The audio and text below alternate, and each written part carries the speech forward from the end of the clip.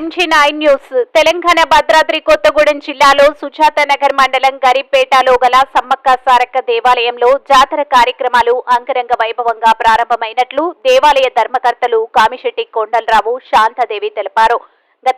ఇప్పటికే 7వ జాతరగా జిల్లా వ్యాప్తంగా ఎంతో ప్రసిద్ధి చెందిందని, భక్తులు వేలాదిగా తరలి రావడం జరుగుతుందని, భక్తులకు అందరికీ సౌకర్యాలు కల్పించినట్లు ట్రస్ట్ ప్రధాన కార్యదర్శి కామిశెట్టి సాయిరాజు తెలిపారు. ఈ రోజు వనవాసం నుండి సారక్క సాయంత్రం గద్దెకు చేరుతుందని, 22వ తేదీన సమ్మక్క గద్దెకు చేరుతుందని అన్నారు. వైస్ ప్రెసిడెంట్ 3 గాంజా ప్రధాన పూజారి చందు తదితరులు పాల్గొన్నారు.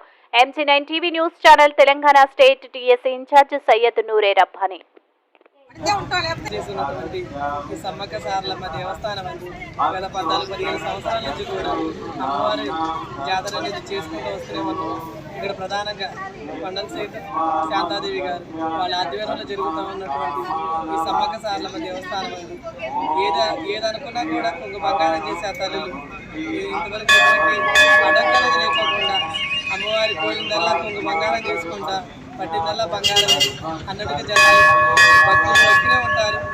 ఈ గత మూడు రోజులు జరుగుతున్నటువంటి ఈ జాతర మేడారంలో జరిగే కార్యక్రమానికి ఎటువంటి అడ్డంకనేది లేకోకుండా అక్కడ ఏ విధంగా జరుగుతుంది ఇక్కడ కూడా అదే విధంగా జరుగుతుంది. బుధవారం సారలమ్మ గద్దెకు వస్తుంది, గురువారం సమ్మక్క తల్లి గద్దెకు వస్తుంది, ఇక శుక్రవారం మొక్కుబళ్ళు, శనివారం ఇక వనప్రవేశం అనే కార్యక్రమం ఉంటుంది. ఇక అమ్మవారి కార్యక్రమానికి అన్నిటికీ ముందు అడుగులు ఉండి మేము శివశక్తులు పూజలు నిర్వహించి అమ్మవారిని మళ్ళీ వనప్రవేశానికి పంపిస్తాం. ఈరోజు ఎవరు వస్తారు, ఎప్పుడు వస్తారు? ఈరోజు సారలమ్మ తల్లి 4-5 గంటలకి సారలమ్మ తల్లి గద్దెకి వస్తారు. రేపు 4-5 గంటలకి సమ్మక్క తల్లి గద్దెకి వస్తారు. ఇక శుక్రవారం మొక్కుబళ్ళు జాతర నిర్వహించుకోవడం జరుగుతుంది.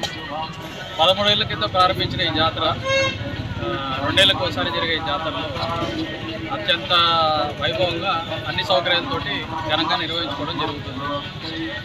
ఇలాగనే ఇంకా మరింత అభివృద్ధి చెందుతూ దినదిన అభివృద్ధి చెందుతూ ఈ ఆలయానికి భక్తులు అధిక సంఖ్యలో వచ్చి వారి మొక్కులు చెల్లించుకోవడం జరుగుతుంది.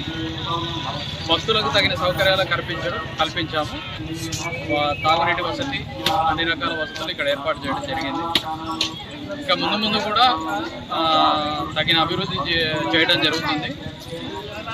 ఎవరికి వారు మొక్కులు చెల్లించుకొని అమ్మవారి ఆశీస్సులు పొందుతూ నిత్యం ఇక్కడ భక్తులతో ఈ ఆలయం అంతా ప్రజలకు భక్తులతో కిటకిటలాడుతూ